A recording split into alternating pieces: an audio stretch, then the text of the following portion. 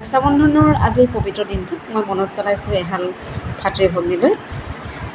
তেতিয়া মোৰ এটা এক্সিডেণ্ট হৈছিলে আৰু এইখিনি সময়ত মই গুৱাহাটী মেডিকেল কলেজৰ এগৰাকী ৰোগীহে আছিলোঁ। মোৰ কাষৰ ৰুমটোলৈকে এগৰাকী ছোৱালী আহিছিল, তাইৰো বেমাৰ হৈছিলে কিবা, আৰু সেই সূত্ৰে সেই ছোৱালীজনী অহাৰ লগে লগে তাইৰ ককায়েক কেইগৰাকী সকলো সময়তে আগুৰি বিগুৰি তাইৰ ওচৰে পাঁজৰে থাকে।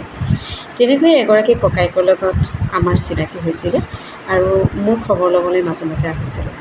এই যে খবৰ ল'বলৈ আহিছিলে ককায়েকগৰাকীয়ে, ককায়েকগৰাকী গৈ পেলাই, যিগৰাকী ককায়েকে প্ৰায়ে খবৰ ল'বলৈ আহিছিল, সেইখিনি সময়ত সি গৈ পেলাই, ককায়েকজনে গৈ পেলাই ভনীয়েকক মানে কোনখন বেডলৈ আহে বা কোনটো ৰোগীৰ খবৰ লয় গৈ পেলাই কয়।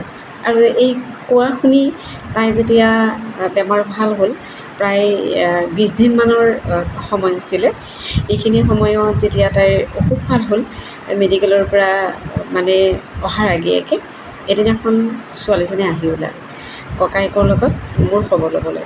আৰু যেতিয়া মোৰ খবৰ ল'বলৈ আহিছিল, তেতিয়া মোক কৈছিলে যে তাইৰ ককায়েকে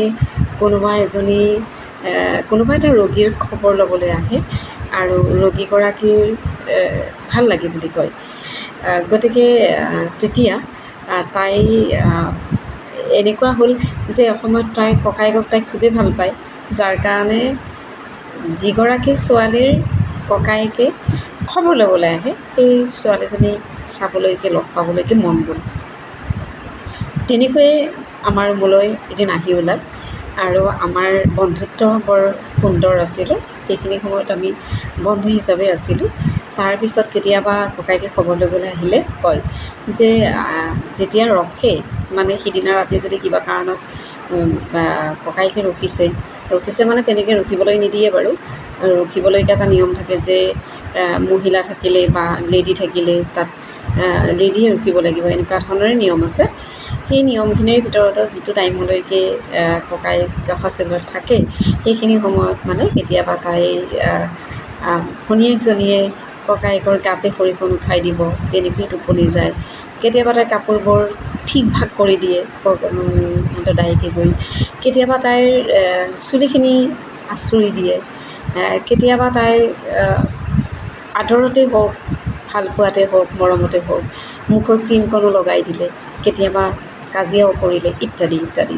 গতিকে সেই যিটো নষ্টালজিক এক সম্পৰ্ক মই ওচৰৰ পৰা দেখিছিলোঁ।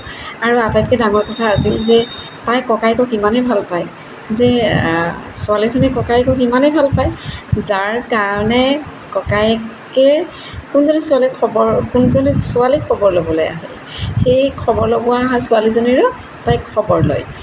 আকৌ মানে এনেকুৱা হয় যে তাই ভাল পায় মোকো অদ্ভুত ধৰণৰ, ইমান ভাল পায় যে আহি পেলাই তাইও মোক কথাবোৰ কয়। আজি মই ভৰিখনহে দাদাৰ গাত দিলোঁ, আজি মোৰ মূৰটোহে দাদাই আঁচুৰি দিলে, আজি মোৰ মানে যি খাবলৈ মন গৈছিল সেইটোহে মোক দাদাই আনি খোৱালে, বেমাৰবোৰ ভাল পাই গ'ল।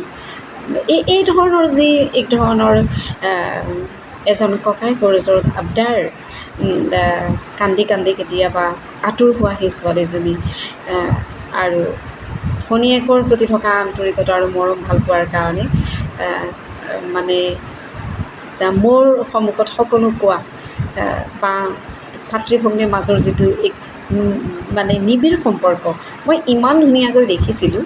আৰু ইয়াক মই ষ্টৰী হিচাপে বাৰু প্ৰিয় সখী নামৰ মেগাজিনখনত কেতিয়াবাই দেখিছোঁ।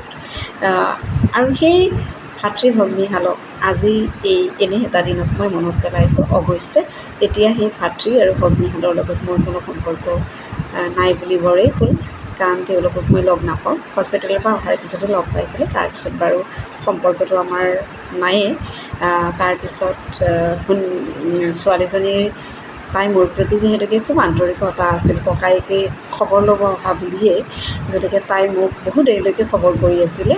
কিন্তু বিভিন্ন ব্যস্ততাৰ কাৰণে হওক বা অন্য কাৰণতে আজি তেওঁলোকৰ লগত সম্পৰ্ক নাই, কিন্তু মোৰ মনত থাকি গ'ল। আৰু মই সেইকাৰণে যে ৰক্ষাবন্ধনৰ দিনটোত মনত পেলালোঁ ভাতৃ ভগ্নীৰ এই সম্পৰ্ক সঁচাকৈয়ে এক নষ্টালজি, সঁচাকৈয়ে এক এনেকুৱা সম্পৰ্ক যাক ভাষাৰে বুজাব নোৱাৰি, যাক বৰ্ণনা কৰিবলৈ কঠিন, যাক ক'বলৈও টান, এক্সপ্লেইন কৰিবলৈ টান। যাক বুজিব পাৰি। যদি আপোনাৰ কোনোবা ভনী আছে, আপোনাৰ বাইদেউ আছে, তোমালোকৰ কোনোবা ভণ্টি আছে, বাইদেউ আছে, ওচৰত পোৱা দিনকেইটা মৰম কৰিব, দূৰত থাকিলেও মৰম কৰিব। সেই স্নেহ আৰু বন্ধন জীৱনত আৰু দ্বিতীয়টা পাবলৈকে কঠিন। ৰক্ষাবন্ধনৰ দিনত সকলো ভাতৃ সকলো ভগ্নী ভালে থাকক, আন্তৰিক ওলগ জনাইছোঁ।